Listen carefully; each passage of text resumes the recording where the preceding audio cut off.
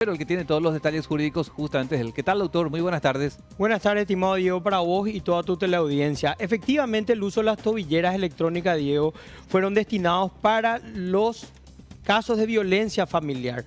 No obstante, ahora la Corte Suprema de Justicia amplía su uso para los delitos económicos como estafa, lavado de dinero y malversación de fondos. Esto se amplía siempre dentro de lo que es Asunción y el Departamento Central, como una medida alternativa para el control judicial sin necesidad de encarcelamiento. Actualmente hay unas 100 tobilleras disponibles, pero se puede ampliar hasta 1000 tobilleras. El costo cercano son de 2 millones de guaraníes por tobillera y siempre es cubierto por el imputado, salvo casos de insolvencia donde interviene el Ministerio del Interior. Se analiza, por supuesto, la viabilidad técnica, el monitoreo, el riesgo procesal y el perfil del imputado para otorgar esta medida, Diego. Sí, sin duda alguna. Porque ¿te acordás, doctor, que aquí lo hablábamos muchas veces acerca de proteger a las víctimas de violencia y demás? Pero estás contando que se amplía no solamente su área de cobertura, sino de hechos que la ley establece como delitos o crímenes. Asimismo, se va a la parte de lo que son delitos económicos, una novedad implementada por la Corte Suprema de Justicia, y realmente su origen y su fundamento fue para los delitos o crímenes de violencia familiar. Doctor, en otros países, ¿cuál es la experiencia? A ver, ¿solamente es para casos de feminicidio o también No, se usa para todo tipo de delitos. ¿Y quién absorbe el costo en otros países? Por lo general, siempre el que usa, el imputado. En este caso, o el acusado. Doctor, o el ¿te que parece lo más razonable eso? Por supuesto que sí. Por supuesto que sí, porque es algo que le beneficia a la persona que incurrió en algún tipo de crimen o delito. Muy bien, interesante, ¿eh? Y además estamos hablando de un radio de protección para que un sensor pueda detectar y alertar. El promedio es de 500 metros siempre, Diego, en la alerta en lo que es entre la víctima y el agresor, y su uso está más que probado, comprobado, funciona perfectamente, y yo, a mi entender, diría que deberíamos implementar con mayor velocidad el uso de estos dispositivos de tecnología para evitar justamente la pandemia de violencia que tenemos en el país contra la mujer. Tal cual. Doctor, este es el tema 1. En Sí, el señor. tema 2, en lo jurídico, siempre es bueno ahondar lo que podría ser parte de nuestro contexto.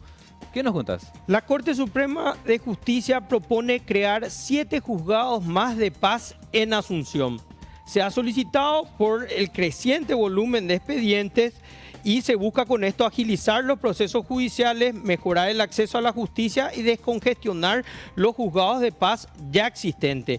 En paralelo, también aprobó un protocolo de depuración de expedientes antiguos como parte de una estrategia integral de fortalecimiento institucional.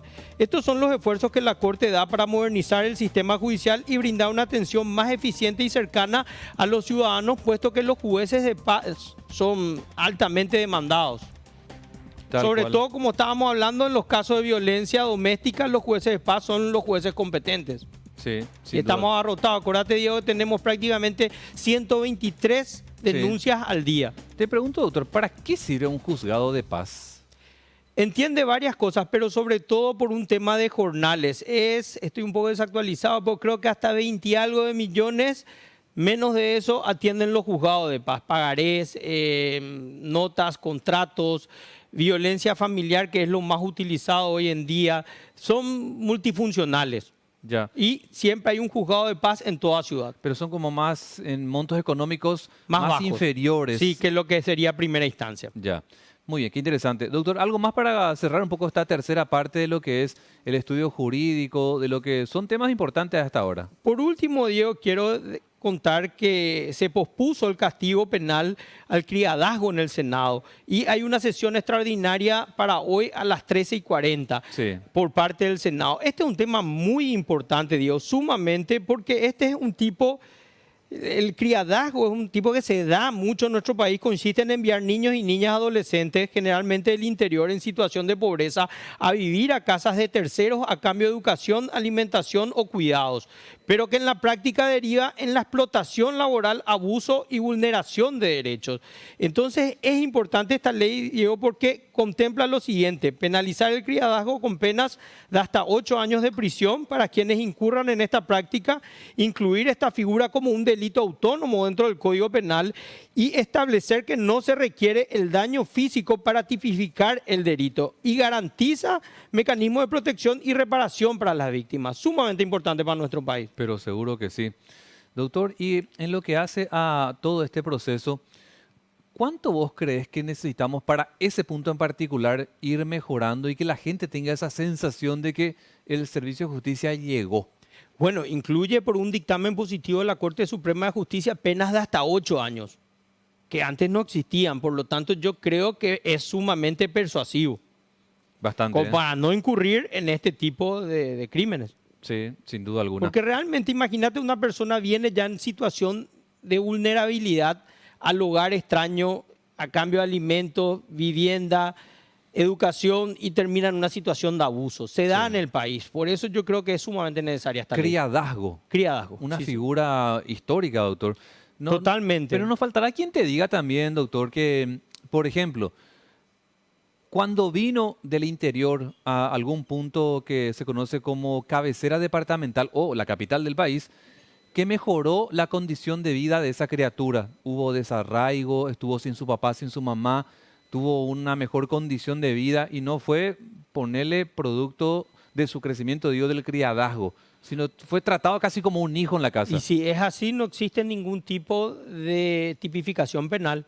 Si le diste todos los beneficios que vos decís, Diego, Sí. está excelente. Pero doctor, ¿qué pasa si también el que es el tutor, no sé cuál es el término apropiado desde lo legal, y en esa casa le enseña a barrer, le enseña a limpiar el baño, le enseña a limpiar su cama, le enseña cosas cotidianas de la vida? ¿Eso forma parte también del criadazgo o no como un delito? Yo creo que no, porque siempre y cuando no sea una explotación laboral, no hay ningún tipo de delito. Entonces ahí, mientras vos no incurras en una explotación, abuso o algún tipo de situación irregular con el menor, no se comete ningún tipo de delito ni crimen. Porque qué importante es, doctor, que el niño aprenda cuáles son sus obligaciones, pero obligaciones de niño, digo. Claro, Que tenga vida totalmente. de niño, Totalmente. no vida de adulto. Por supuesto. Y en eso justamente consiste esta ley, Diego, que no pueda incurrir en ese tipo de crímenes o delitos. Doctor, como siempre, un gusto escucharte para echar un poco de luz en lo jurídico en temas relevantes de nuestra vida cotidiana. Muchas gracias. Muchas gracias, Diego.